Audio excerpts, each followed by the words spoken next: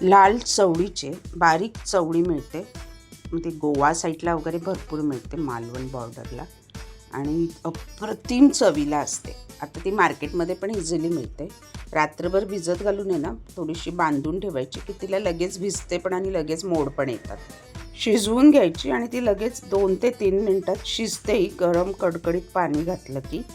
त्याच्यासाठी मालवणी वाटण आपण ऑलरेडी एक व्हिडिओ सेपरेट टाकलेला आहे, तरी पण परत एकदा फ्रेश असतं मालवणी वाटण जेवायचं तेव्हा आपण बनवलं की चव पण छान लागते. लसूण पाकळ्या 7-8, अर्धा कांदा, 1 इंच आले तेलामध्ये छान असं लालसर रंगावर खरपूस परतून घ्यायचं. मीठ टाकायचं थोडंसं, म्हणजे कांदा छान असा गुलाबी परतला जातो.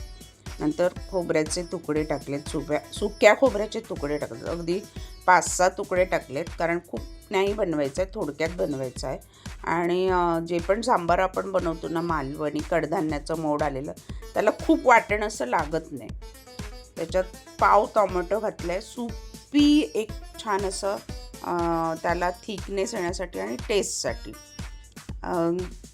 वाटण जास्त का नाही लागत, तर ते कडधान्य आहे ना त्याच्यातलं शिजवून घेऊन आहे ना थोडंसं मिक्सरमध्ये त्या वाटणाबरोबर भुरभुर होतात आणि त्याचा तो थिकनेस येतो सूपला. कोथिंबीर थोडी घातली आहे. अर्धा चमचा गरम मसाला पावडर. मी अख्खे गरम मसाले नाही वापरत आहे, होममेड गरम मसाला पावडर आहे माझ्याकडे, तीच वापरली, अर्धा चमचा. त्याच्यानंतर वाटण मिक्सरला वाटून घेतलं आहे, त्यातलं अर्धं काढून घ्यायचं आणि आपण जी चवळी शिजवली होती ना त्यातली अर्धी त्याच्यामध्ये ॲड करून मिक्सरला जस्ट असं चरचरीत भुरभुरवायचं आहे, जस्ट चालू बंदमध्ये. खूप पीठ नाही करायचं आहे त्याचं. आता तेलामध्ये जिरं घातलं आहे अर्धा चमचा, लसूण ठेचलेला साधारण 7-8 पाकळ्या, अर्धा कांदा बारीक चिरलेला, 2 तेजपत्त्याची पानं छान अशी परतून घ्या. मस्त चमचमीत लागतं आहे, भाताबरोबर पण मस्त लागतं आणि कब्बर गरम गरम सूप म्हणून पियायला पण अप्रतिम लागतं. मालवणी मसाला आवडीनुसार तिखट किती कमी जास्त हवं तसं मी 1.5 चमचा वापरला आहे. बारीक चिरलेली कोथिंबीर, हे सगळं फोडणीत खमंग छान असं परतून घ्यायचं. म्हणजे फोडणी जेवढी खमंग असेल ना तेवढी चव अप्रतिम लागते सांबाराला. मीठ चवीनुसार त्याच्यातच ॲड केलं आहे. वाटणात थोडं घातलं होतं, त्यामुळे मिठाचा अंदाज तुम्हाला कसा हवा त्याप्रमाणे घ्या. त्यानंतर चवळी घालून वाटलेलं जे वाटण होतं ते त्याच्यात आपण मिक्स केलं आहे. छान ते परतून घ्यायचं आहे त्याच्यामध्ये. आणि नंतर उरलेली जी आपली चवळी होती शिजवलेली, चवळी शिजवूनच घेतली, कारण मिक्सरला अगोदर थोडीशी भुरभुरावी लागते. कच्ची भुरभुरली तर सांबार होत नाही.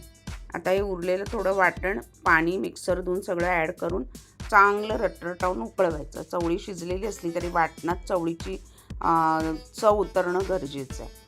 छान असं उकळलं की त्याच्यात एकच कोकम, कारण हे थोडंच आहे तर कोकमाने काय होतं थोडंसं आंबट तिखट अशी चव चांगली येते. खूप आंबट नाही, पण नावाला असं एक कोकम टाकायचं, त्याची चव उतरते सांबारमध्ये. वरून गार्निशिंग कोथिंबीर तयार आहे. मस्त पाऊस पडतो आहे. चवळीचे सूप म्हणू शकता, चवळीचं सांबार, चवळीचा रस्सा, मालवणीच सांबार म्हणतात. गार्निशिंग वरून मिरची. आहा, तयार आहे चवळीचे सांबार.